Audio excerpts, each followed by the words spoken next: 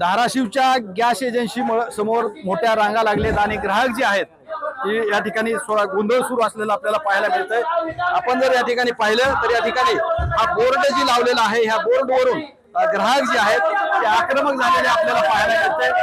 या ठिकाणी मोठा गोंधळ जे आहे ते आपल्याला पाहायला मिळतंय। काय काय काय मागणी तुमची? काय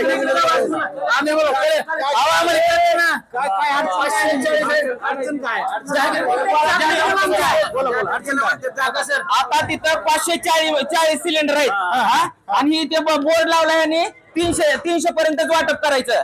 वेटिंग नंबर दिले होते यांनी, तर आता माझा 370 नंबर आहे। आता काय करायचं मी? काय करायचं? 3 दिवस झाले मी त्या चक्र मारतोय। बाकीचे आम्ही घरपोच द्यायला लागलो म्हणजे आम्हाला बी घरपोच द्या। मी 26 तारखेला बुक केला गॅस। 26 तारखेला बुक केला असून 4 दिवस झाले मी हेल्पटा घालतोय।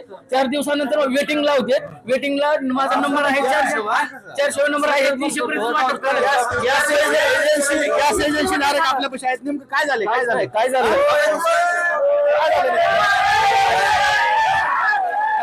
हे शिवाय द्यायला लागले। प्रत्येक वेळेस विचारलं तर कुठे पुरवठ्यामध्ये जावा, कलेक्टर ऑफिसला जावा, मला काय विचारायचं नाही। आणि नंबर आहे आमचा 340वा नंबर आणि ह्याने वाटायला लागले ते 300 गॅसची गाडी भरलेली आहे 540 आणि त्यांना म्हणलं तर ते काय म्हणतात की घरपोच देणार आहेत। आता आम्ही 4 दिवस झालं हेल्पटा घालतो इथं। धाराशिव मध्ये आत्ताही अशी परिस्थिती या वितरण व्यवस्था जी विस्कळीत झाली त्यामुळे आपल्याला पाहायला मिळते। श्रीराम क्षीरसागर, TV9 मराठी, धाराशिव।